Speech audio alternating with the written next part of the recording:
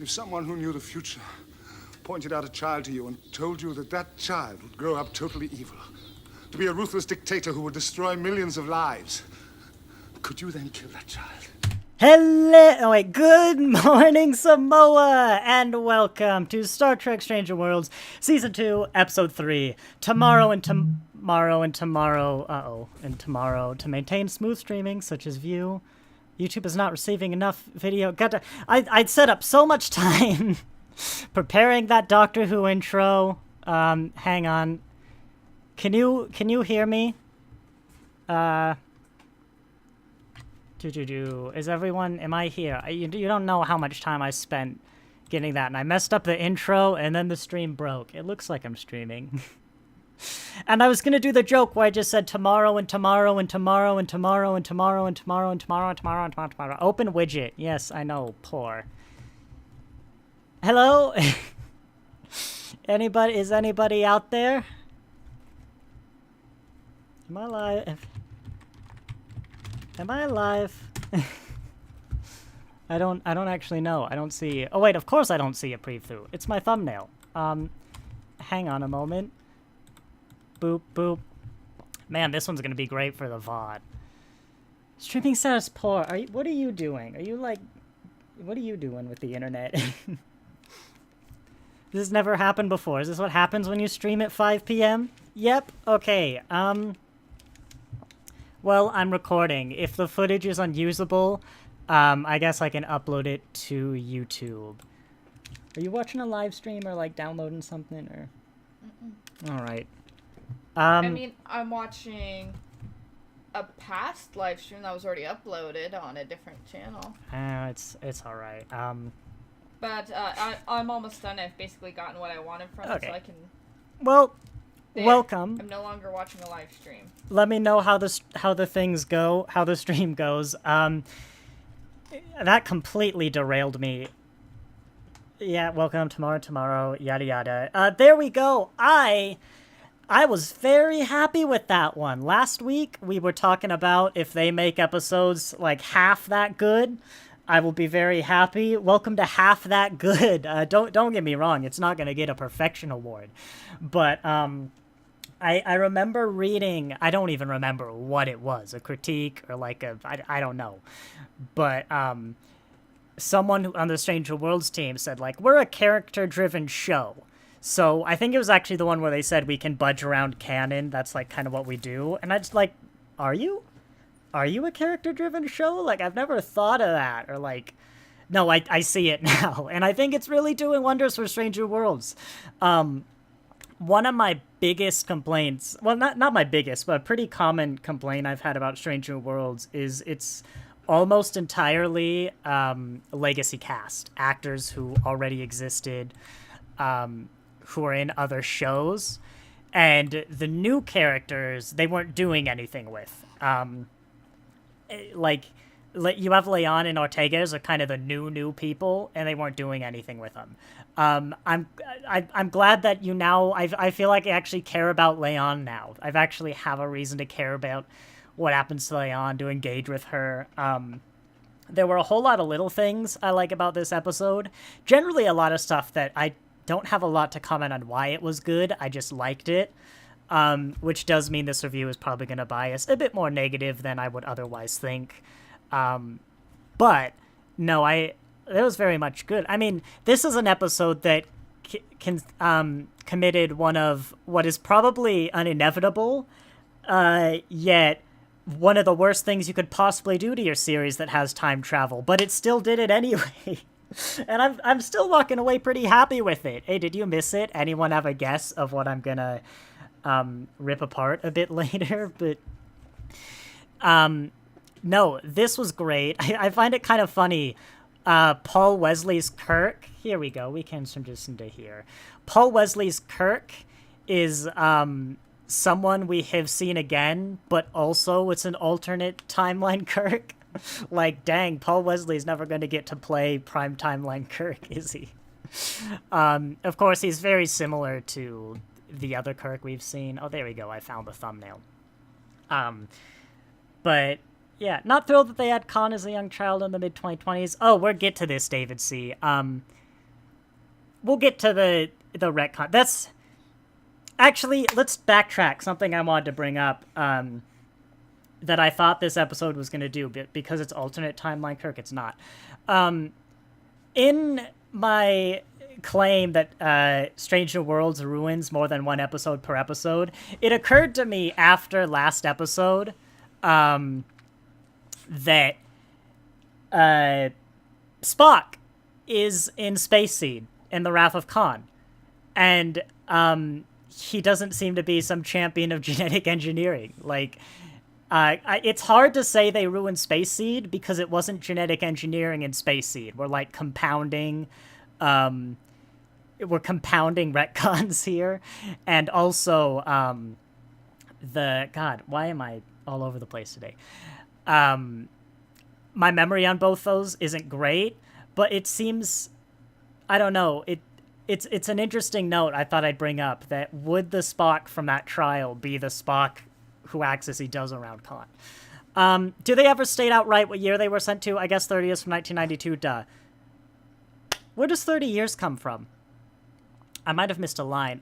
Okay, fine, we'll address it now. We'll start with the negative, because you forced me.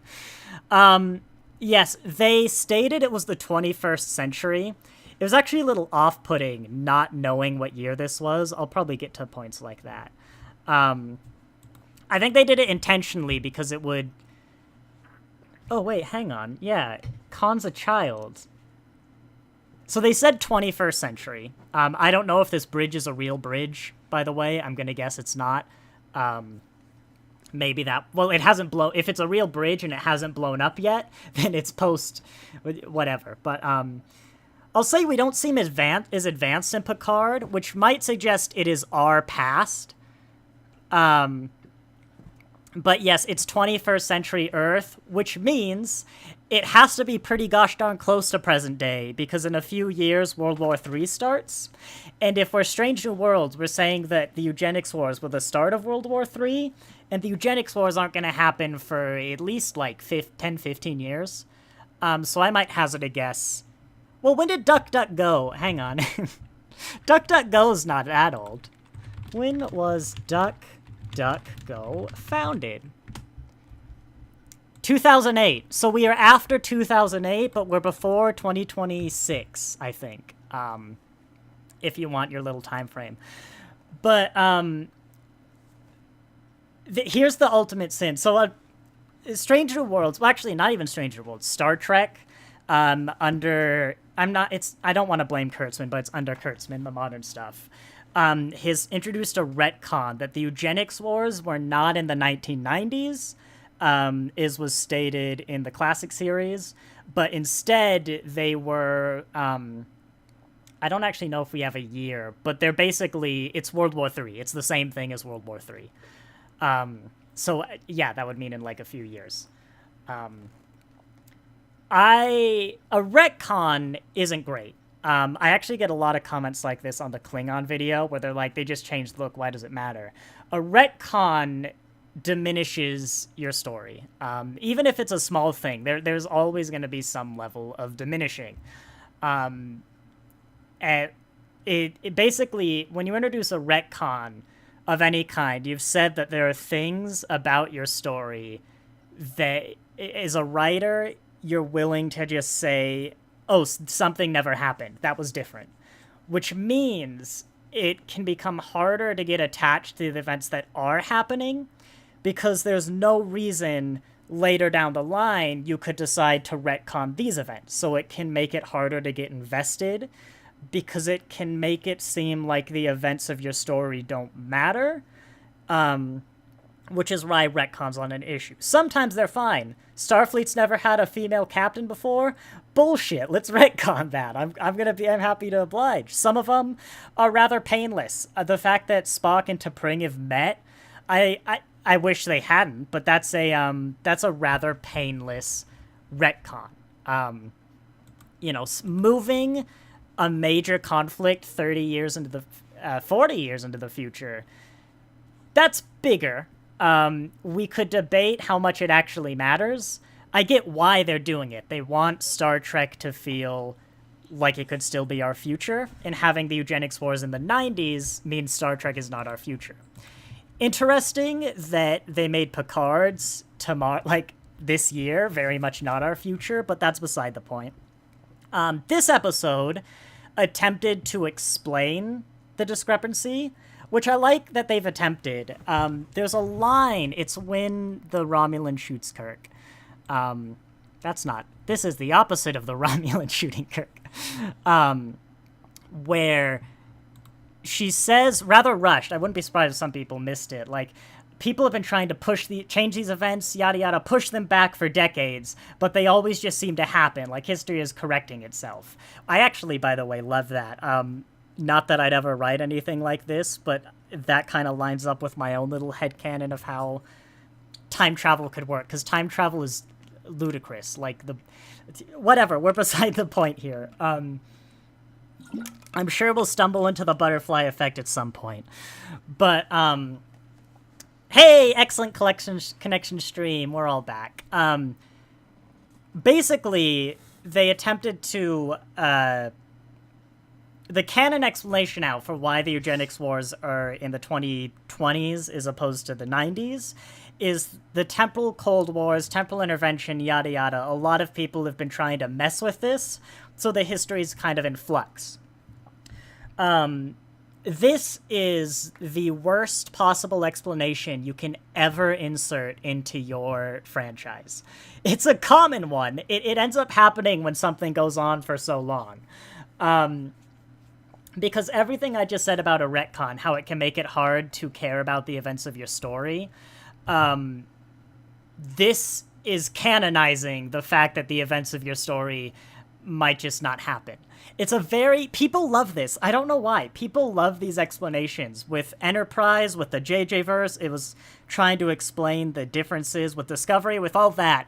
People seem to love the idea that, like, the JJ movies, or even the differences in Enterprise, or that the temporal Cold War happened, which changed history, meaning the history from the prime timeline never happened. In other words, people love the idea that canonically the show didn't happen, which is I will never understand that. I'm glad it was kind of rushed and they didn't, I'm gonna give props to this explanation, because I think they know what they're doing. This episode knows it has a problem, and that is not the fault of this episode. It is largely the part of Strange New Worlds, but we'll let that sit aside. It did a great thing where it offered you an explanation. Are you fine with canonically saying that parts of the series literally never happened? Great, pick that line up and say that the temporal Cold War moved the eugenics wars 30 years into the future. And God knows how you're going to live with that. Or are you going to say, no, she means that people have tried to delay these events, and then history's corrected itself, or temporal investigations has corrected itself. Good friends of the channel, they always take away my links to next episode until the episode comes out. It's rather rude. Think about the views I could get if they'd let them go ahead of time. But, great friends of the channel. If you've never noticed, literally, check the description of this video. Every one of them is like that, and I love that joke. But no one's acknowledged it. But yeah, so I'll give props that I think they know they've got kind of a little bit of a mess, and they'd like to fix it.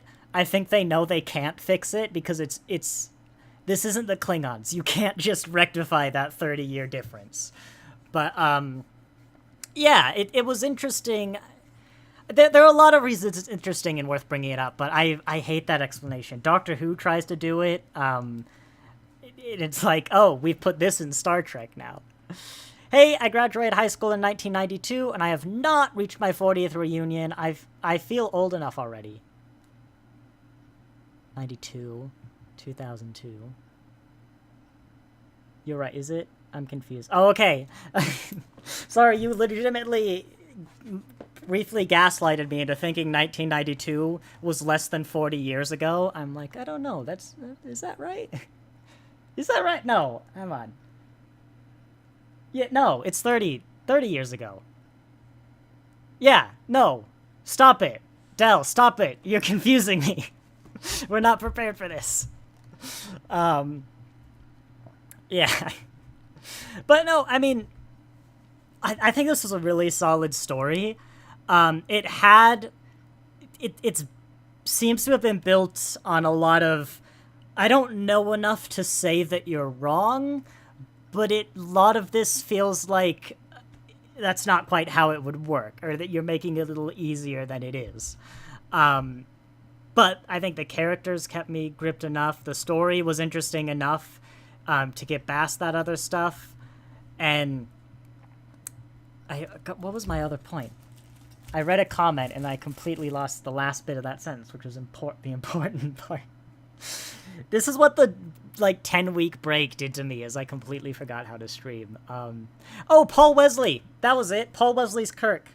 I actually might check the Reddit after this one at the end of the stream to see what people are saying about him.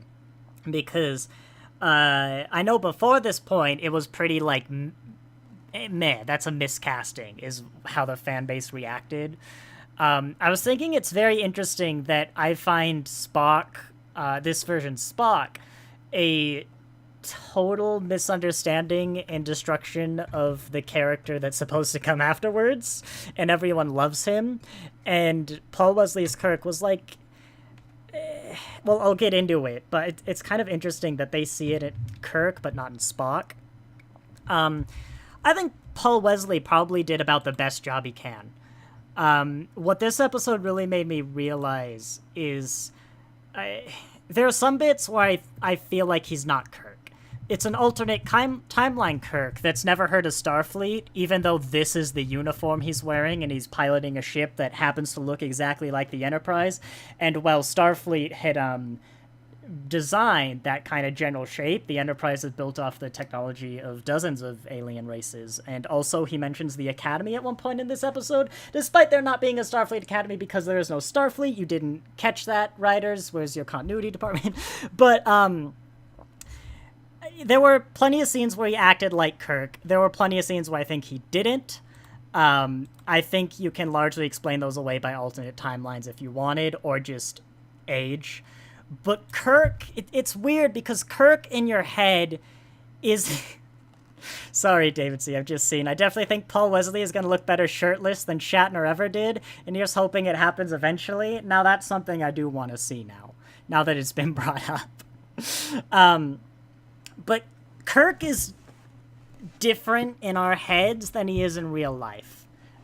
Real life, in Star Trek. And I don't just mean the kind of public consciousness having sex with the green aliens, green women, sorry, that's the phrase. There's certainly going to be elements of that just because we hear it so much. But Kirk, as I was reminded recently, was the stack of books on legs at the Academy.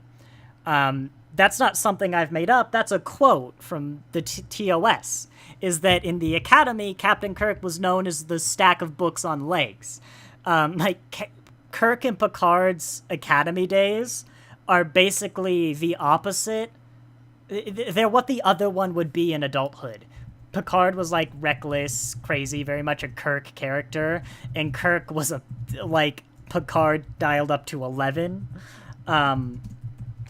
But I think the main problem with Paul Wesley's performance is that it's a recast of Kirk. There were a lot of scenes where I go, yes, this is how Kirk would react.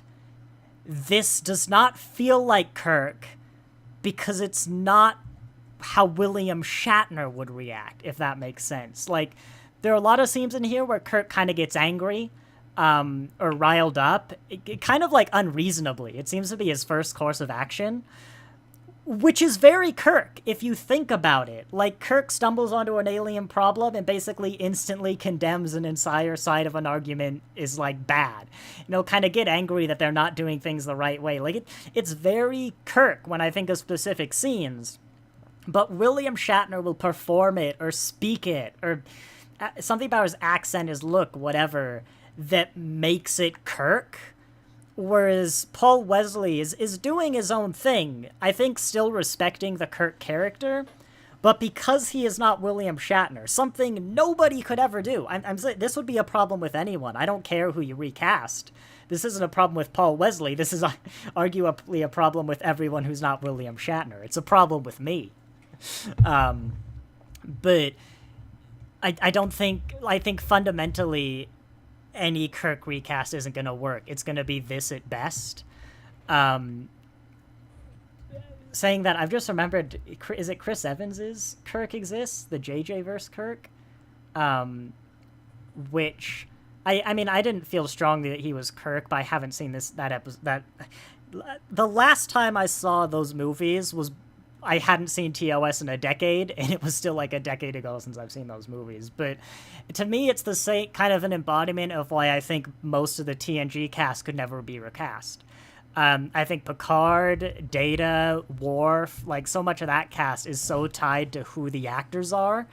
Cisco as well would probably be another one. Maybe someone could pull off a Cisco, but I think he's doing the best he can, really. And I think I'm always gonna struggle to watch him do a scene and go, that is Captain Kirk.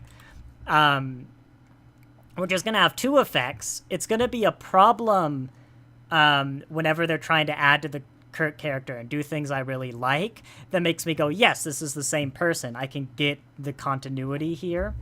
But on the plus side, if they start trying to, like, destroy Kirk, I say that like it's their intent. It's a lot easier. Like, I almost watch this as a different character. Empirically, I know that's Kirk. But... I kind of almost watch it as a different character. Not because I'm trying to erase the fact it's Kirk, but because he doesn't feel like Kirk, because he's not Shatner. Let's visit the idea of someone replacing Cisco someday, since Brooks isn't. Don't. I've said this before. I said this when it was Guinan. I've said this with every recast. Don't. Is the actor unavailable? Don't make the story. Is the actor dead? Don't make the story. There were extraordinarily few times where a recast has worked. But no, I don't see how you could bring Cisco back. There's something here though. I'm curious to try. Alex, what do you think about this guy? I'm gesturing to the guy on the right. Generic white guy. Want to know his name? Generic white guy. It's James. Generic white guy. Tiberius. That's not Kirk. Yeah, it's Kirk. That is not Kirk. Yeah, that's how people react. He does a good job, but I mean, if there's one thing a better recast might have been, his jaw is too square. That's the one thing that is Paul Wesley's fault, is that his jaw is too square. Legitimately. Like Kirk has a slightly rounder face. I can see how he could become Kirk, but for what I've seen, his face is just a little too square to be the Kirk I know. If they made a choice of someone who could act Kirk better, but didn't look quite as like him, I think that's probably the better way to go. But yeah, that's the one thing where I feel like Paul Wesley specifically was the wrong choice. It's that jaw. It really is. It's something, like, he looks good. He's a good-looking guy. Very sharp, square jaw. Yeah. And Kirk had... It was still square, but it was a softer square. Legit, I think, honestly, does someone have the Photoshop skills to take a screenshot of this and round off Kirk's jaw? If you could, like, send that to me, do that and email that to me, that'd be fascinating. I kind of want to see it. Yeah, I'm definitely not opposed to him saying an alt timeline version because of the differences, but it's close enough and the actor is different enough that there are other reasons I don't want Kirk in Strange New Worlds. For one, it would create a lot of complications that we already see in TOS because so many of these casts are together in Strange New Worlds. But I kind of like Kirk is a character we occasionally explore, but in this sort of alternate timeline, or it's somehow not standard. I'm kind of on board with that idea after the 2 episodes we've got that have both been really solid. And the first one, the not Balance of Terror, which I'll never remember the name. What would I have called it? I think the subtitle's good. What did I call it? I would have called it a parody of Balance of Terror. But that one, part of the reason that is good is because Kirk is in it. Like, if you didn't have that sort of Kirk on the sideline takes of Balance of Terror, it wouldn't be as good. Like, there's a reason to bring the character back. And I think this episode could have worked without Kirk, but there are plenty of scenes that wouldn't have. There are plenty of scenes that are made better, I think, because it is Kirk. It's a quality of mercy, but I didn't do the joke. Dang it. Yeah. Mathman, I actually really like this Strange New Worlds version of Kirk. Of course, no one can beat the king, Bill Shatner. Yeah, I'm pleasantly surprised with him. It's just, I think fundamentally a Kirk recast doesn't work, but this is, aside from that jaw, this is literally the best you could possibly do. And it feels weird judging a man's jaw when it looks that good. Like, I don't know about that. Let's get into some other topics. I was gonna remember her name. It's not Paella. It's Pella. I think it's Pella. There we go. She's amazing. I still love her. I love her. She was great in the past. She was great in the present. I like how they didn't do a Guinan with her, where she's much more jaded and stuff in that period, like in the past. Because, like, but just like Guinan, she'd lived through everything. She's been on Earth since Pythagoras, did she say? Like ancient Greek times. She should not be jaded. Like, she should pretty much be the same person in 21st century Earth as 23rd century, because, like, that's nothing to her. But minor stuff. Let's see. Anything nice in here? This guy. A few things to say. I like seeing the time cops. That's why they called them Temporal Investigations. That division of Starfleet doesn't have a name, does it? Because it's not Temporal Investigations. They investigate the things. I mean, maybe in the future, they are the people who do time travel-y stuff. They're the time cops. I'm fine with that. A bit weird to be the same department, but whatever. I loved seeing Enterprise T cards in this. Can I get a clip of it? Oh, it's going to be like right here. I loved seeing T cards. That's the perfect, this is exactly what it was in the past. Come on, turn it on, man. Turn it on. God dang it. You saw it. It was T cards. I swear it was the same graphic from, like, Voyager and Enterprise. But I also love, now that we have a show, it's centuries after that time, but around the time you would have the time cops of Discovery. I think especially this lady in the end, I really get a little bit before Discovery vibes. Which is where, you know, this would be taking place, because of course Discovery is not going to have time cops. I love that little continuity. Now that we have Discovery, I think it helped make the series feel more cohesive, and just help tie things together, especially with Discovery being like 800 years after the previous series. Mathman would have also liked the title to be Tomorrow is Tomorrow, is a reference to Tomorrow is Yesterday. They're also in the past in 1960s and would have taken out of their timeline. Tomorrow, let's see, Tomorrow is Yesterday, and in the 1960s, so Tomorrow is Tomorrow. You could have done Tomorrow is Now if you wanted. Tomorrow and Tomorrow and Tomorrow suggests some kind of cycle, which, yeah, I didn't get in this. I was half expecting, from the description, they'd go back in time, like the opening would be, they're back in time, they're trying to save the world or whatever, and they fail, and then they gotta try again. There was a Voyager episode like that, wasn't there?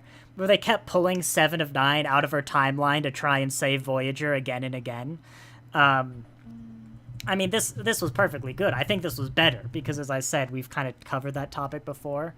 And this episode, what I really like is it didn't explore them too much, but it brought up a lot of interesting questions, and it explored some ideas of time travel that you don't see a lot. I think it's the first show I have seen that has brought up and kind of explored the concept of what I call temporal genocide, where Kirk's like, and this also does explain why he's a bit more of an a-hole before this scene, and he's much more Kirk after it, because he's like, why would I help you? Like, if you win, all my timeline and all my friends and all my family and everyone dies. Like, the idea of a better timeline is dubious at best. The idea of a correct timeline is, I mean, a correct and then an unaltered timeline, that is true.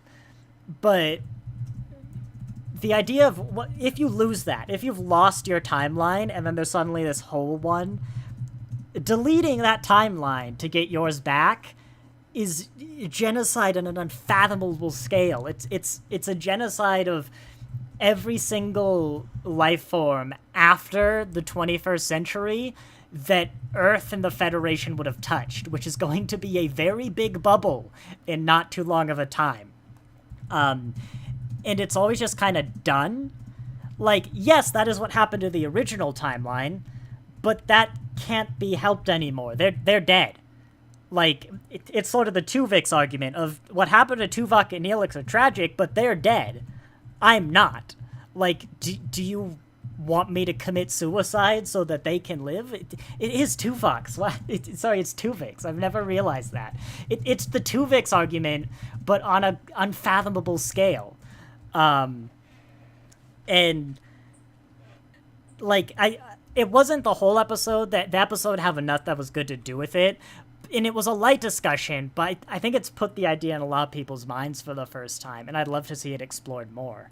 I think the Marvel show Loki does that. I think it's about temporal genocide from what I've heard. But it's Disney Plus, and they don't do physical releases, so I haven't seen it. Because one day they might prodigy it out of existence. Relativity is the title. I bet you're right.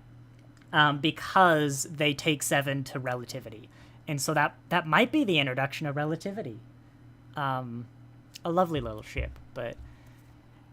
Yeah, what was the other one is, if we skip a little ahead a little bit, I like the Khan stuff. Let's set aside any of the timeline, potential causes and stuff. Like, maybe he's genetically engineered. Maybe he aged fast. Like, I don't know. I think thematically... Where do I want to begin with this? Because it's such a big web that doesn't really have a start or an end. Thematically, I really like how it ties into the previous episode and what they're doing with genetic engineering stuff. Anyway, you stand with Janeway on this Tuvix episode. Let me recommend to you Steven Universe, which you're not going to realize it, but eventually you're going to come to the realization that Steven Universe is basically a very long essay on why the Tuvix decision was wrong. I should do like a Tuvix series exploring all sides of the argument one day. That'd be a nice video series. But no, back to this. There's a lot of complex things about this. I'm going to do it one at a time. I like that we see Child Khan, and I like how Child Khan is portrayed. I also want to get a photo of him, because I feel like I've just recognized him. Excuse me one moment. Doctor Who... Danny Pink TARDIS Wiki? Oh, I'm not going to spend too long on this. I think I know this actor. Search for killed. A boy. Let's go to that link. Hey, there we go. Your actor, Antonio Ibuprofen. No. Sometimes you realize that a joke is not good. Best known for Doctor Who. Is that not you? Someone who's not face blind. This actor kind of reminds me of this actor from Doctor Who. and maybe that's probably just face blindness, but I had to get that off my chest. Let's see.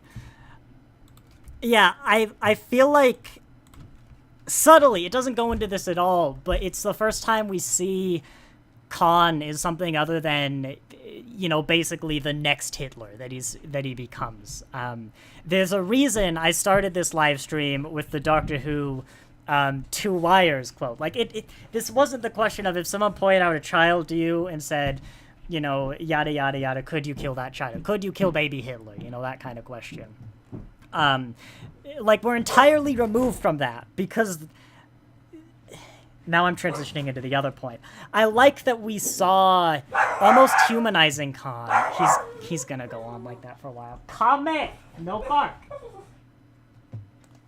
And it kind of just helps enforce what this series is going for, and I've talked about all the benefits of that last week, that genetic engineering isn't some sort of, like, inherently evil, destructive power. It can be in the wrong hands. I just liked what they did to humanize Khan, but they never took a step to say maybe Khan was right. Maybe, like, they never really tried to defend it. They never tried to make the argument of kind of like, maybe World War II was a good thing because of all the technology we got out of World War II. They never tried to take that stance. They acknowledged the fact that time is really complicated, and, like, genocide, you know, some sort of horrific World War III event doesn't, we don't necessarily need those to have the good events, to have the utopia, to have, I don't know, the Apollo program, to have whatever. But it's like, time is complicated, and any major event is going to seriously affect the timeline. Just changing the fact that Khan didn't take over the world, which I guess is interesting, because that doesn't stop the eugenics wars. That just specifically stops Khan. Because there were dozens of dictators and stuff. But I really like that they did that. Like, it is an analogy. It's weird how much Hitler comes up in this series, but it's not my fault you're bringing up Khan. It's hard to think that there is any event after, like, certainly the 1960s, maybe even the 50s or 40s, that cannot in some way be traced back to Hitler taking power in Germany. Not because he did anything, not because, you know, necessarily of World War II, but because that was an incredibly significant event that altered the lives of, I mean, everyone. It's hard to imagine that there were people who wouldn't have their lives altered in some way, whether they died, whether a meeting never happened, whatever. Like, the 20th century is a consequence of, among a lot of other things, World War II, among the Cold War and all that stuff. And if you change that, God knows what's going to happen. And I really liked that take. It was never about Khan. Khan is incidental to the story, almost. But I loved how that time travel and altering history stuff was done. I loved what they did with Khan. Yeah, it was a really good one. Were there any other good ideas explored? I might come up with them, but there were a lot of really good things about this episode. Genuinely, like, if this is the rest of Stranger Worlds, I'm gonna be very happy. Going on, yeah, Toronto, of course, with a film, modern Star Trek. Toronto is the new LA of these shows and stuff. Oh, there were some things. Toronto, if you don't know, obviously it's in Canada. It's on the eastern coast, right up against the American border, which means I am on the western coast of America, right up against the Canadian border. We're actually at pretty much the same elevation as Toronto, and that gave me a heart attack in a lot of moments of this. Let's skip ahead. I don't know where you live. I know you're probably American, given you're watching this stream right now, or rather greater, you know, north or south. This chase scene... I want to get... There's no police in Star Trek. This is the 21st century, There's no police in Star Trek. It's worse, actually, Alex. This is Canada. Canada. They don't need police. They're too polite. Canada. You're polite and like me. I want to find one, because this chase scene... Canada. This chase scene was clearly shot on multiple days because the weather is different. But I want to find... There we go, this road. I don't know where you live, what kind of weathers you get. I have never been to Toronto, but, as I said, Toronto is at the same elevation as Spokane, where I live, roughly. And it's right next to the American East Coast. And I see the news reports every winter with the kind of weather they get. The idea of someone who has never driven a car before and doesn't have a driver's license driving on that road is scary. The idea of someone driving without a driver's license who has never seen a car before on this road, the way Kirk was doing is quite frankly unbelievable. And my God, I could hardly watch it. I don't care what kind of magic Canadian tires you might have. Like, no, this is 5 mile per hour driving black ice weather. Like, the chase scene, if you watch, is actually very slow. And I suspect part of it is because they're driving on Canadian winter weathers where, like, this is actually insane. Like, Kirk should be sliding around all over the place. These CGI pigeons, like, need to get the heck out of here. Because this one's better. This is like a more bare road. That was a better day, but... I just have to say, where's that writer from the Pacific Northwest? They must be from Seattle, because they don't get snow in Seattle.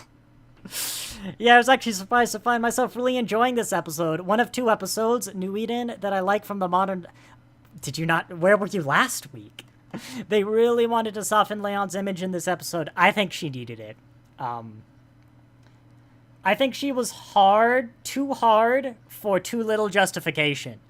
And even then, I don't generally like the hard characters as much, which is a personal problem. But I never really felt I understood why Leon was so hard.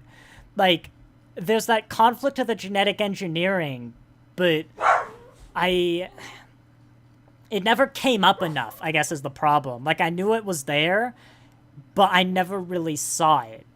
And what this episode has helped doing is having her actually deal with the conflict that's there. And now it's interesting. Now I engage with it. And it's making their new characters interesting, which is what Strange New Worlds really needed.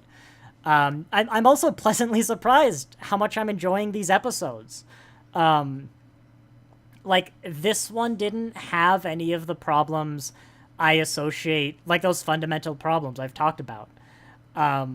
Maybe I'd love it if episode 1 was a fluke. They really did have that conversation of what worked, what didn't, how do we make this better.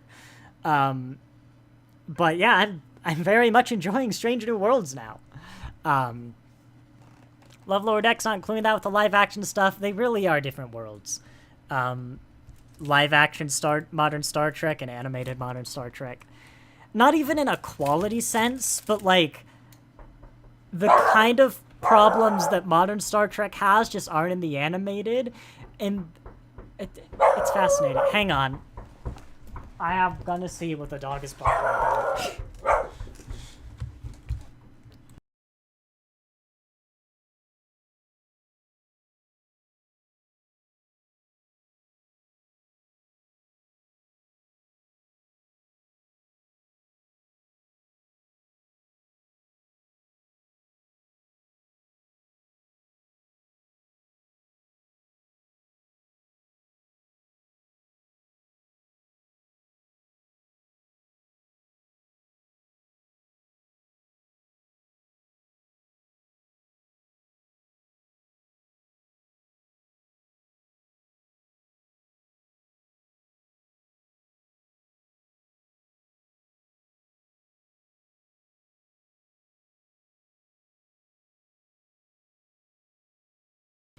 Sorry, one of the toddlers was in the garage, and he's gonna knock at the door and make the dog go crazy. I guess that's just gonna happen now.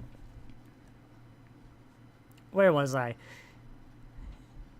Let me do another skim, because I'm sure I've completely lost my train of thought again. I think we ripped the timeline to shreds enough over here. It's a low budget. I get why they do it. But if you're gonna make the sets this similar, don't write lines like I've never heard of Starfleet before. Come on. Like, they made his badge different. It's whatever.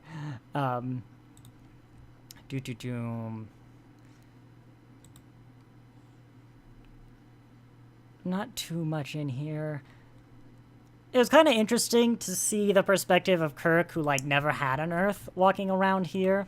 I think it's a good enough justification for him to want to help fix things. His brother, sorry, I thought that. The fact that Sam Kirk died as well, I was able to buy that Kirk's willing to commit temporal genocide. Like, maybe he believes Leon a little too easily. Leon doesn't have any proof of what she's saying, like, about how good her timeline is. Like, if you didn't live in a utopia and someone said that they had to abort our timeline because theirs was a utopia, I might be like, do you got evidence of that? Like, I can't say enough good things about Lower Decks. I just really like it. It pays homage to classic Star Trek while still having modern beats. It's funny and clever and just a great dish to Star Trek. Oh, it's great. Don't get me wrong either. I think Lower Decks has its own problems. I think Prodigy had some problems. But Lower Decks problems rarely come up, and they're usually not that big of a deal. I just think Lower Decks goes a little too far sometimes in the comedy to, like, this is also actually still Star Trek. Not the comedy, but I guess maybe the absurdity or I don't know. This isn't Lower Decks. We'll get to there later. Oh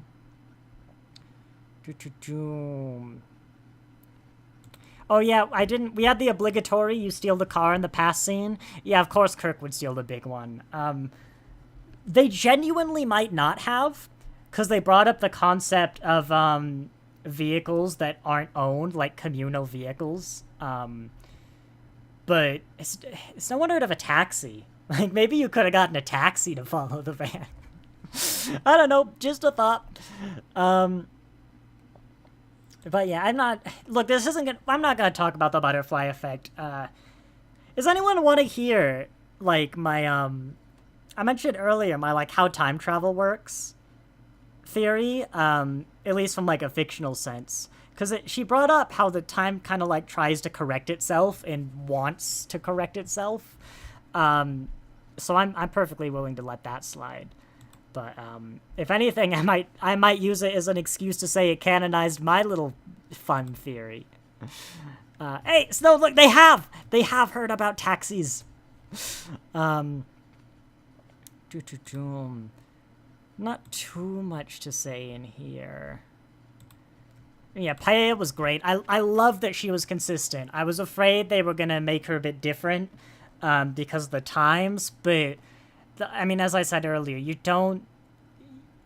I just can't say you're changing that much. Like, if her whole personality is based on being incredibly bored about being immortal, I don't think that was gonna change, like, 200 years previously, 2,000 years it might have been a bit different, but, yeah, I'm really enjoying her character. And I like the concept as well of the Lanthanites. It is a little odd how far they got, because I think the line is the 22nd century, which is Enterprise stuff. It seems odd they wouldn't reveal themselves after first contact with the Vulcans, after humanity started becoming utopian. But, I mean, in the 100 years between First Contact and Enterprise, there's still some resentment towards Vulcans. They feel they're holding them back. Vulcans are holding humanity back by, like,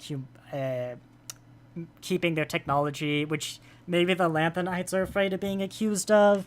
Then you get to the Xindi stuff. I mean, I guess 22nd century is when the Federation's founded. And if Earth joins the United Federation of Planets, you probably know you're safe to reveal yourself.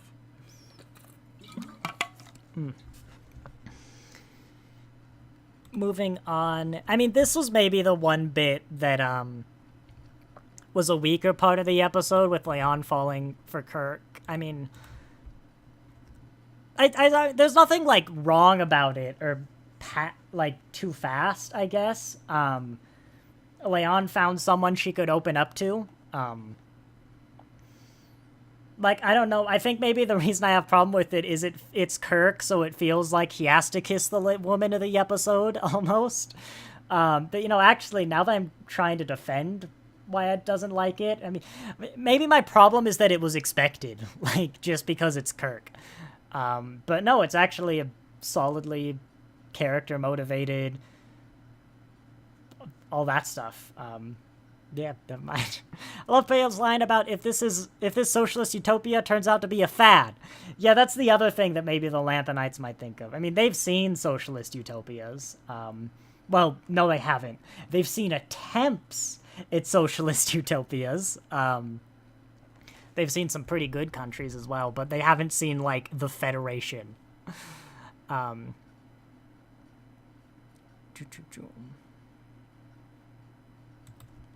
also just realized, does Paya not advertise herself, but also puts herself on DuckDuckGo Maps? I almost said Google Maps, but I remembered that they use DuckDuckGo. I wonder if they sponsored that. If you don't know, DuckDuckGo is it's a search engine based on user privacy, essentially. And it's probably gonna date this episode. I don't know what he could have said anything that would have dated the episode. I guess that's the point. They used modern technology to track down the people. Yeah, if there's one complaint I have, it might be that we didn't get a year or a date. Like, there were bits with this lady. Obviously, she's wrong. She is to some level a crazy conspiracy theorist, because we know, like, just empirically from Star Trek, we know that a bunch of what she's saying isn't true. We know that, like, not all aliens would be holding them back. We don't know of anyone who would be wanting to hold humanity back. A lot of the things she's saying of what they're responsible for, the, like, the government knows about aliens, but the only thing they can agree on is to keep them secret. Yada, yada, yada. But from the nature of, like, this being a show, we know something is correct. Like, I was expecting it to be the random gas leaks from this list, because that's the most, like, innocuous thing. Oh, great, now we got a spinner on the screen. In not knowing the year as well, it kind of threw me off. Like, they've got a cold fusion reactor in the basement of Toronto. Well, like, we can't have that now. So I was forgetting about World War III a bit. But does that mean this is in our future? Is this supposed to be the past? Is this now? It's vague because of the eugenics wars, because of Khan stuff. I get that now. But it seems kind of pointless because they said 21st century Earth. This is very clearly 21st century Earth. It's after 2008. They're using DuckDuckGo. They've got iPads. It's after 2005. But... So, what's the point? We know it's not 20th century Earth, ergo we know the eugenics wars was not the 1990s. But yeah, I mean, it's complicated enough. I might say that that's reason enough to not have your story set in 21st century Earth if it makes a complicated thing way more complicated. But this story was good enough. I think they justified it and earned it. And, you know, not saying the year, if that's what you gotta do, that's what you gotta do. We can piece together a rough enough year to be, like, a little in our past, and it's not actually important what year it is. All that's important is it's early 21st century. I like how she's kept the same hairstyle for 200 years as well. And earrings, would you look at that? I like that she wasn't an engineer. That was a kind of fun, unexpected thing. Yeah, it did seem a bit odd where she was doing the, like, call your bluff scene. I'm like, even if he is bluffing, like, the goal here is to get Kirk killed. And I'll say I didn't feel as much emotional weight here, because as much as Leon is under the delusions of bringing this Kirk back, like, the best case scenario is Kirk dies. And so killing Kirk isn't really much of a threat. And killing Leon would mean that she can't get in that room, and then they win. So I didn't really understand that motivations. Then it was revealed the door was just open, so I guess that made more sense. But yeah, I also don't have a problem with Leon being able to open the door. As she said, I figured the scanner might just look for genetic engineering. A little odd if Khan is like an infant. Well, not an infant, but, you know, a kid. Like, he's child Khan. Khan's not running the place. But I had no problems with that. And they had the line, probably some marker in my genetics. Yeah, makes sense. Yeah,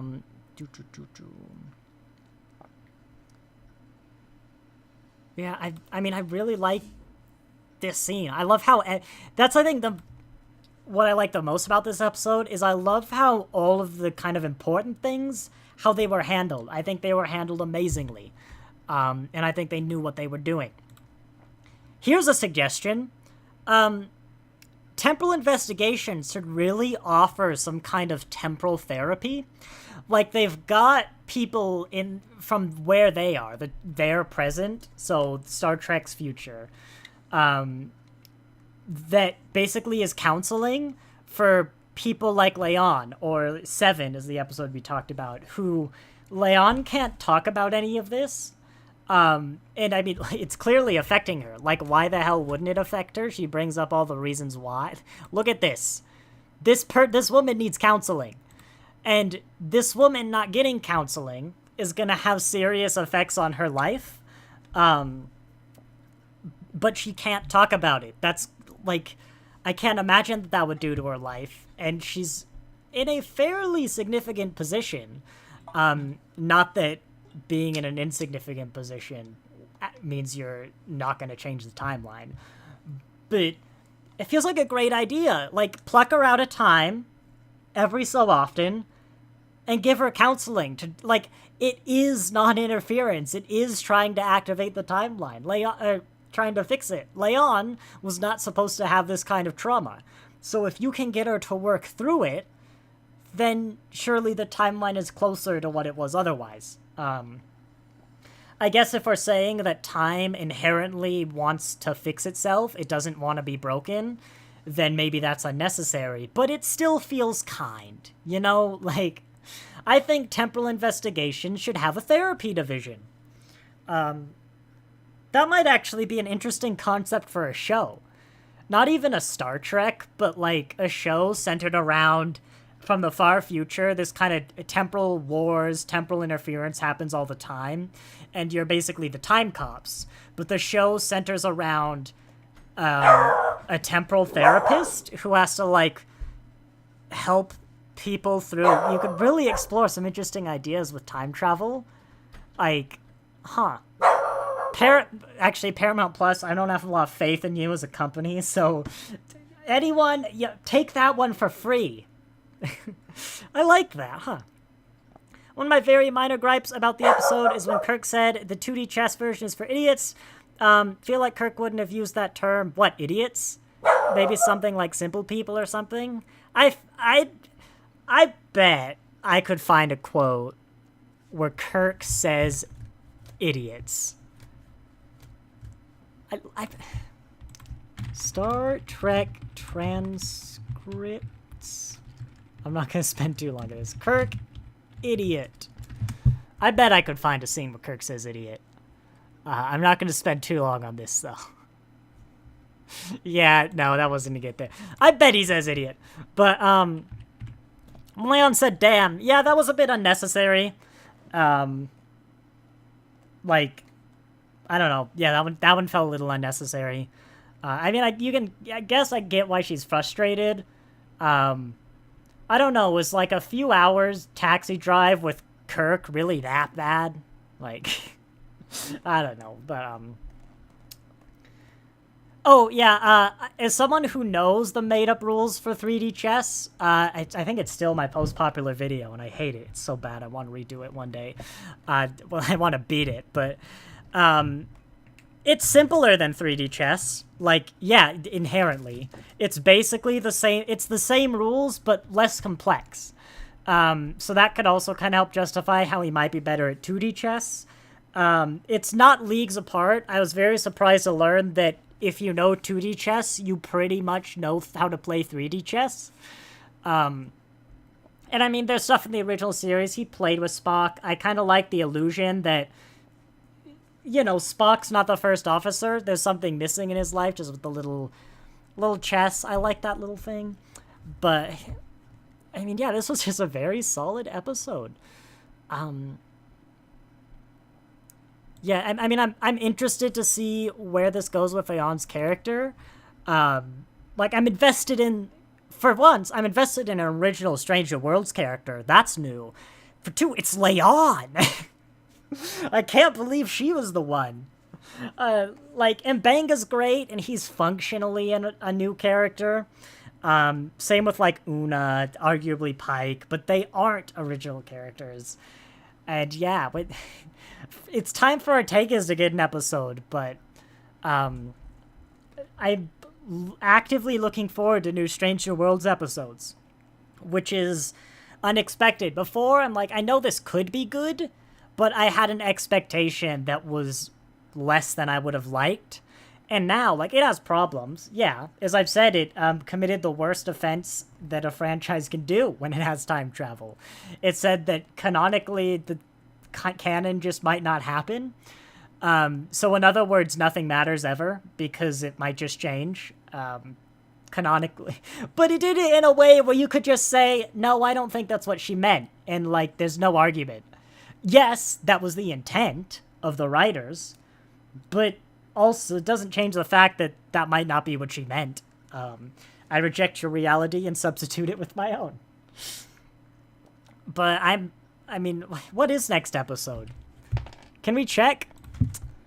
Oh, I remember. We're going to check the Reddit. Star Trek Strange New Worlds Memory Alpha.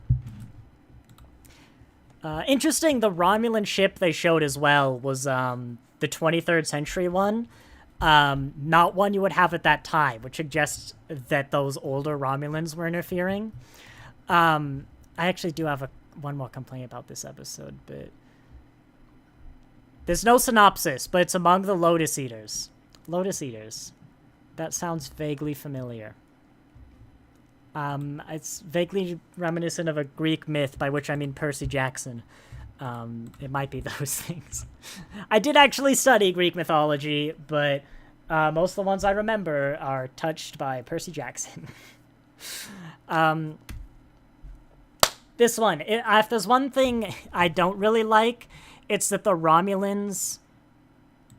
I mean, I guess it depends on the context. So she says the Romulans have been holding back humanity for a long time.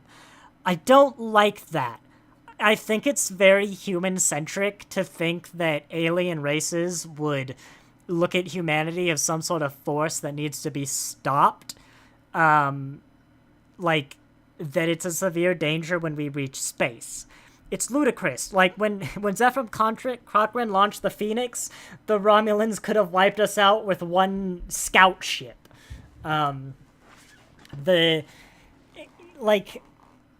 After First Contact, after the Federation's founded, I can see the fear. It is explored by the Q, by the races, like just how stagnant the galaxy was until the Federation, and then how quickly the Federation has advanced and moved, arguably in large part because of humanity. I mean, without humanity, there wouldn't have been a Federation.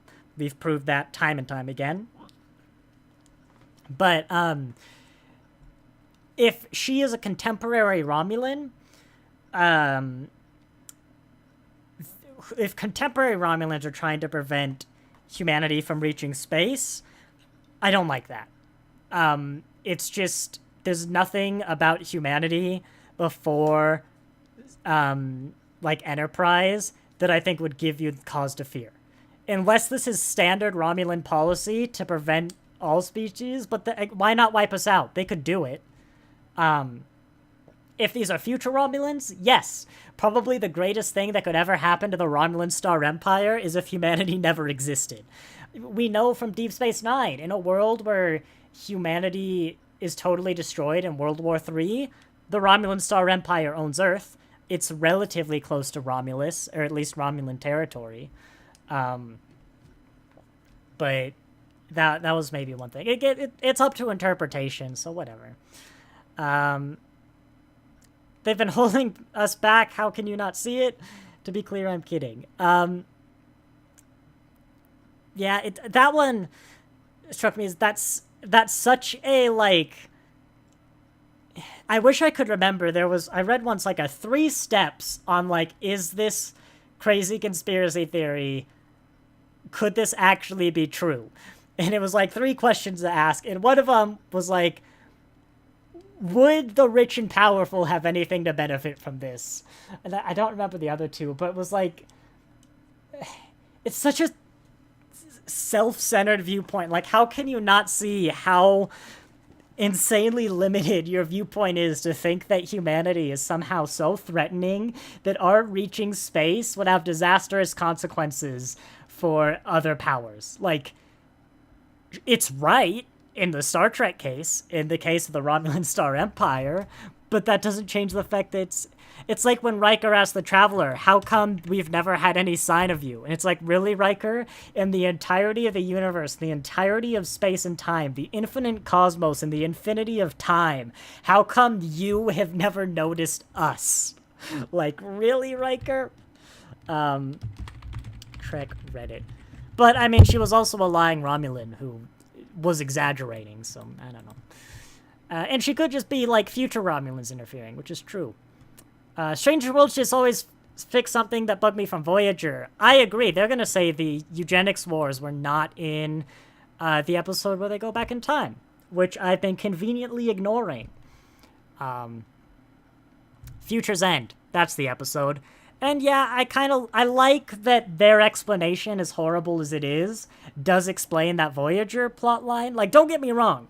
This explanation fixes the discrepancy. But it means that when you watch Space Seed, it never happened. Or at least it never happened like that. It means that when you watch Enterprise, like when you watch any Star Trek that says that the eugenics wars took place in the 90s, it probably didn't happen like that, because the idea that you can, like, imagine how different the world would be if World War II happened in the 1980s as opposed to the 1940s. You can't imagine it, because it's unfathomably different, but moving on.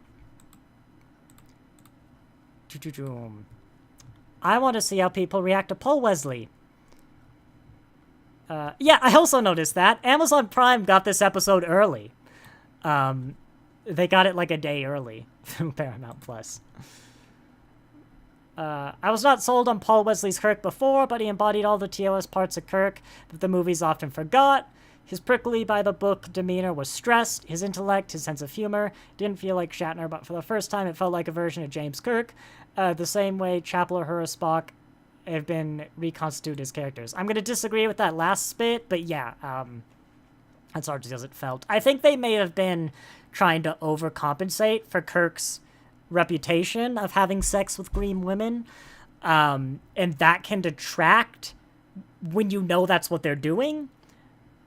But at the same time, you can argue it did need to be done, that you need to tell the world that James T. Kirk never had sex with a green woman. Not this James T. Kirk, anyway. This solidified in my mind that the idea of recasting Kirk entirely was the right move. I don't think they should have cast William Shatner to play in this episode, but if not, you're never going to replace Shatner or what he brought to the role. Pine was great, but actually, I was actually fond of his iteration of Jim. I applaud Paul Wesley for trying to make his own. I feel like he's saying that this is why it inherently doesn't work, but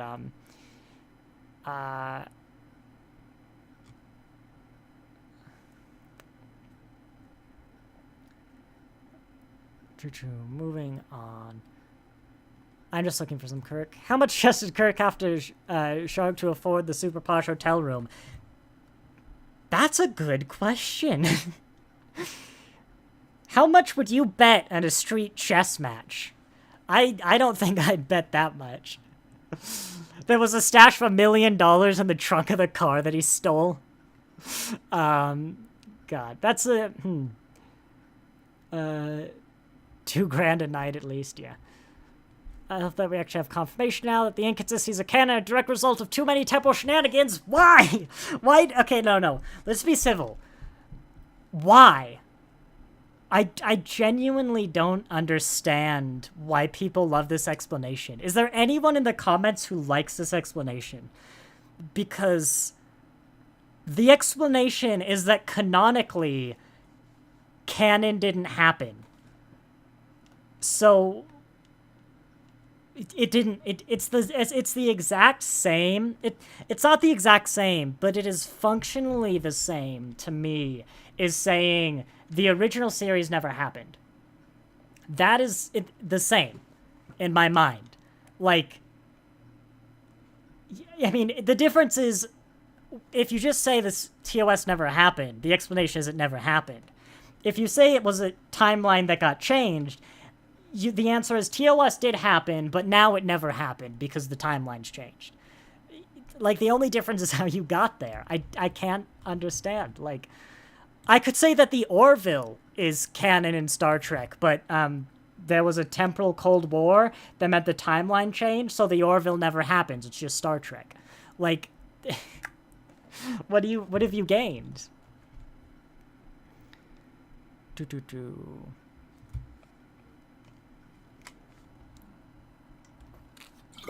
Not too much Kirk talk.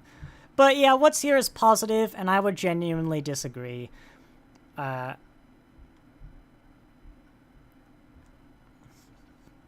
First time I watched it, the first time, you've already rewatched it.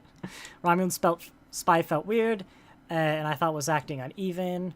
Watched it a second time, though. She actually got all the right facial expressions of a spy since the beginning. It's subtle, but you can see why Kirk said piqued her attention. And then when she knew that Kirk and Leon thinks that she's unhinged, she leaned into the unhinged trope, which was the scene felt like bad acting because it was intentionally bad acting. That is interesting. Huh. Oh! When she dropped the Romulan warbird photo in there, like she knew what she was doing.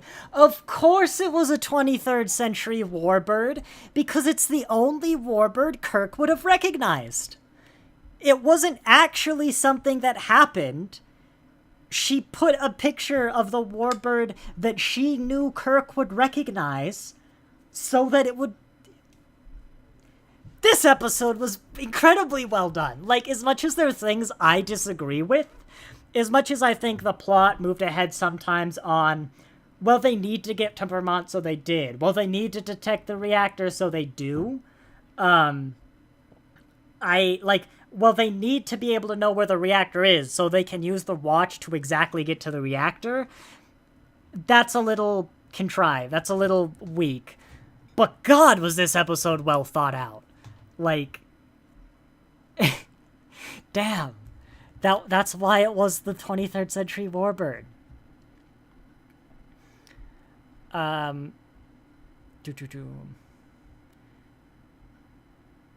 Do you have any applicable 21st century skills? Kirk does OnlyFans. Yeah, not a whole lot of pause was the... Wow.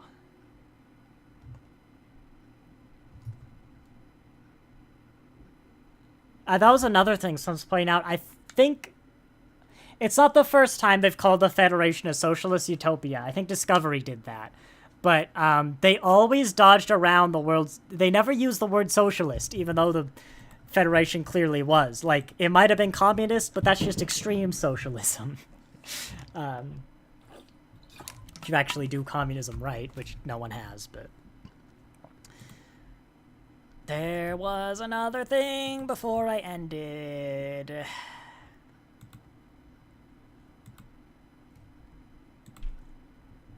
Oh my god, there was another thing. What was the other thing? Yeah, I don't know. I'm really looking forward. I mean, I was expecting a worse season from what I was reading, but no, they're doing it. I'm liking.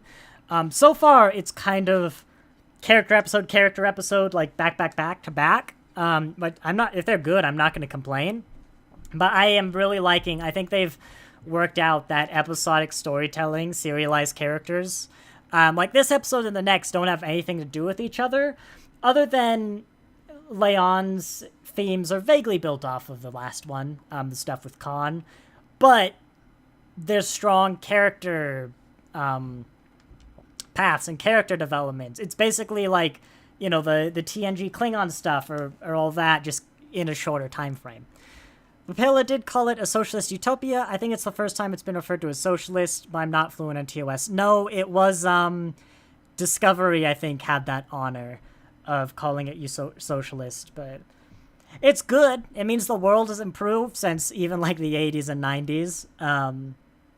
But yeah. I won't bother you with my quantum mechanics based "this is why time likes to fix itself" theory because no one's asked for it. But yeah, I want the temporal investigations therapist. That sounds like an amazing premise for something. But I love seeing them again, like the 90s and Enterprise era, well, especially 90s, like Time Cops. They were kind of just a Voyager thing, and I like that we see them around. I like seeing that in the 23rd century, even if it's Stranger Worlds 23rd century. It still gets it makes the feeling of time travel, because the Time Cops aren't supposed to be in the 23rd century, but now they are. Like, it actually kind of felt like time travel. Like, hang on, this doesn't belong here. I think it needs more time than a short trek. Like, it's hard, because in order for temporal therapists to work, I think you kind of need to know what happened. Like, you could set it up, maybe have a little short intro pre-credits thing, or just explore through the therapy. But I think temporal therapist would be a great, basically philosophical chamber to kind of explore the ideas of like temple genocide or some of the really weird moral quandaries and like messed up stuff that could happen if you actually start messing with the timeline.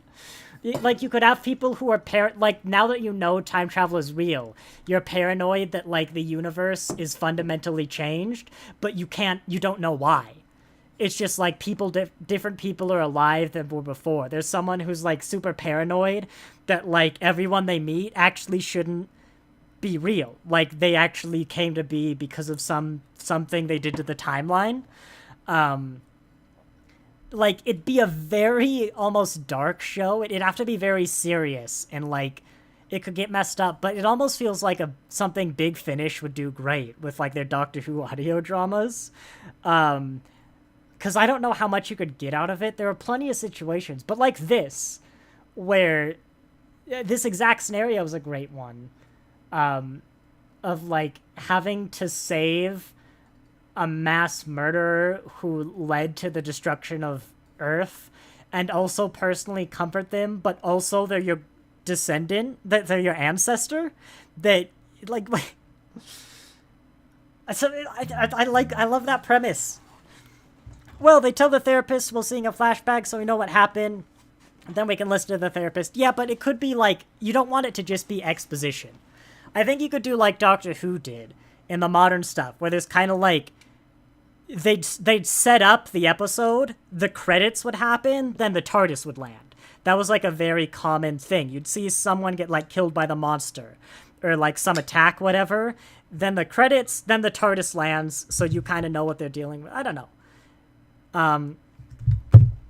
It's a great. Can I, Alex Kurtzman? I've got an idea. Is that what Loki was? Maybe I would check out Loki, but it's so rarely explored. You've got some of the basic ideas, like, well, we explore, could you go back in time and kill baby Hitler? That was the fourth Doctor clip I showed at the start of the stream. but you rarely actually explore a lot of the implications and the seriously messed up stuff that happens. Like temporal genocide. Or, you know, what do you have the right? What actually are these knock-up effects? Time travel is often so focused on the big picture. Like, does the Federation exist? Does it not? They don't really care. Does Susie Sue actually exist in the Federation? Or is it Susie Saw, who now exists in the Federation with a fundamentally different life, and, like, the husband she was supposed to have never lived because of the changes the timeline. When they steal that guy's car, that guy had a life. Like, that guy, what if he was going to go to a, like, serious business meeting? What if he was going to meet the love of his life? What if his being in traffic was going to prevent someone from hitting a red light, so they make it to their work 2 minutes later, which means they enter the elevator with the person who they meet and then they later found Apple with? I don't know. Like, it's having a time that doesn't want to break helps that. I know how I'd write it, as I've said, but this episode did introduce it, thank God, finally. But there's so much about time travel it's never explored. And actually, if you like this, the Crenham season, yes, the Crenham would have been an amazing season that probably actually explores a lot of these conversations and topics. I mean, the Year of Hell kind of is that. Like, that they do explore some interesting concepts with the guy just trying to reclaim his one, like, homeworld. But yeah, Rick Berman's allergic to serialization. But, I mean, there are reasons I understand why he didn't want a serialized Year of Hell. Retrospectively, Voyager would have been better if it's serialized more, if there were consequences for them being in the Delta Quadrant, if they got battered over seasons, if we could see the ship deteriorate. At the time, I think having Deep Space Nine, a very serialized and much darker Star Trek, next to Voyager, a serialized show about a ship trapped 70 years from home, where the ship visibly deteriorates and the crew suffer, like, actual consequences that are probably dark. I think that might have been bad for Star Trek. But, like, having Year of Hell and the Dominion War be Star Trek, I don't know if that would have worked. But it's, like, it would have been great nowadays if that was how it went. But no, if you like that idea of actually exploring some of these topics, Big Finish is a company that does audio dramas of, among other things, Doctor Who. They've got some fantastic ones. There's one where someone goes back in time and he basically makes it so Mozart is immortal, but he has to write a new song every year. And basically, eventually, Mozart's songs get worse and worse and worse because a new song every year is, like, they just get bad. He, like, tries to adapt to new forms of music. It doesn't work. And he just gets so drained and tired with his life. He, like, he can't even kill himself. He'll just come back to life. And we find out the reason for this is that in the future, Mozart was so popular that this company basically made, like, clones of Mozart as sort of like a butler service. But people got bored of Mozart as, like, a fad. So they were, like, tossed to the streets, like, thrown away. And these basically Mozart butlers wanted to go back in time and ruin Mozart's reputation so that no one would make the Mozart butlers in the first place. And it's like, there's a bunch of weird, crazy ideas, or also, like, God, sometimes it gets, like, dark. Sometimes it gets crazy. I'm just getting into the Time War stuff, which is, like, absolute madness, but also, like, it can get horrific, but it's a fascinating place if you're interested in exploring some of those, because it's Doctor Who. It's a show about time travel. Charlie Pollard, the whole 8th Doctor, Charlie Pollard stuff is good for that. Chimes of Midnight, fantastic. the eighth doctor has a companion named Charlie, who he rescues from an airship crash. She was supposed to die in that crash, but the doctor rescued her to become the companion, and that has a serious effect on time, because she's supposed to be dead, but she's suddenly going around traveling the universe, and, like, she had it's interesting. It's very worth it. It can be expensive, but the first, like, 50 monthly adventures, including what I've just talked about, are free on Spotify. Holy Terror is another fantastic one that was just gripping start to finish. It's genuinely amazing. If the idea of temporal therapist appeals to you, go right after this onto Spotify, look up Big Finish Doctor Who Holy Terror, and give it a listen. You probably don't really have to know about Doctor Who beyond, like, this is the Doctor, a time-traveling alien. He travels in the TARDIS, which is bigger on the inside time machine. Boom. Like, you probably already know everything about it. But, fascinating. I'd love to see temporal stuff explored more. And this gives me hope that if Strange New Worlds wanted to do it, they could do it. Everything temporal about this was explored great, other than the fact that Socialist Utopia, Federation should have temporal therapists. Do I have a link? Give me like 10 seconds. Just Google Big Finish Doctor Who. We'll get you there. But for Spotify, Big Finish Holy Terror. Those old ones are cheap too. They go on sale quite often. I think I got the first like 100 monthly adventures for like under $100. Even if you're a Doctor Who fan, I mean, the first one is good as well. Actually, here's a good one to list of you. I don't know if you want to watch The Chimes of Midnight, because it does build off of the Eighth Doctor stuff with Charlie Pollard. Spotify, main range. Here we go. Give this a listen. It's broken up, so with ads, if you bought... Hang on. Big Finish Doctor Who Holy Terror. It's always my go-to, like, it's the 14th monthly. It's $3. It's $3.81 right now.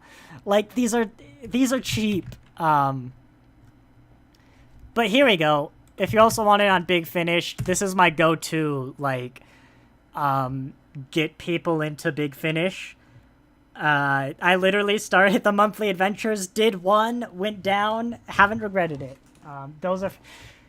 I could probably give some recommendation. I've done the War Doctor stuff. That's good.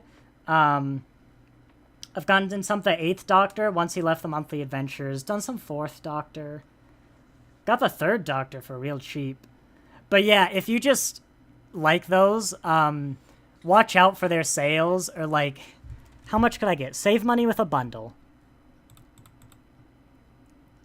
The first 50 episodes of the monthly adventures, it looks like you could probably get for like $200, which is going to be like 100 hours of content. They're great. Well worth a listen, and Big Finish in general explores a lot of fascinating... not everything is a fascinating exploration of temporal mechanics, but it can do some things. It's really good. But man, we've gone off course a little bit.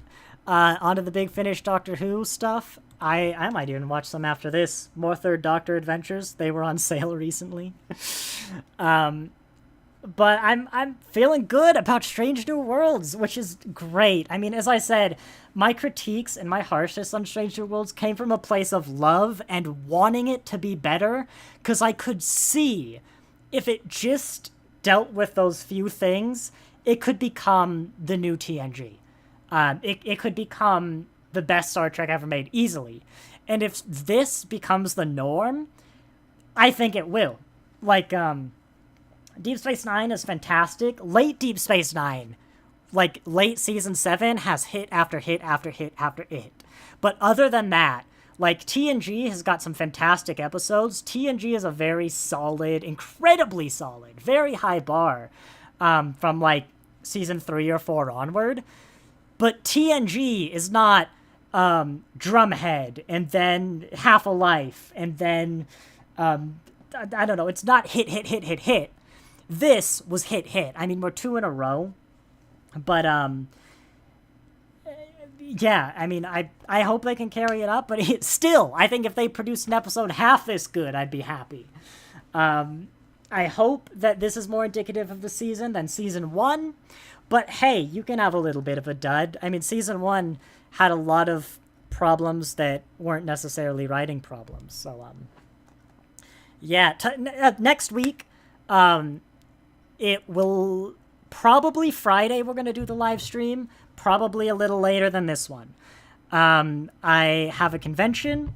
Why not? I don't care. I'll be at KuroNekoCon, which is a local Spokane convention. If anyone's going, you keep an eye out for me. Let me know if you're going to KuroNekoCon. But also, it's my brother's wedding, one of those days, so I can't stream on the weekend. This week was just a thing with 4th of July. I'll be out after today. But after that, we'll go back to the Saturday stream. I'm pleasantly surprised how many of you could be here. I know most of my audience is American, but still, I was a bit worried. And I'm sorry if I kept you up until, let's see, Europe, is it 12:56, 1:56 a.m.? But thanks for watching, and I'll see you next time.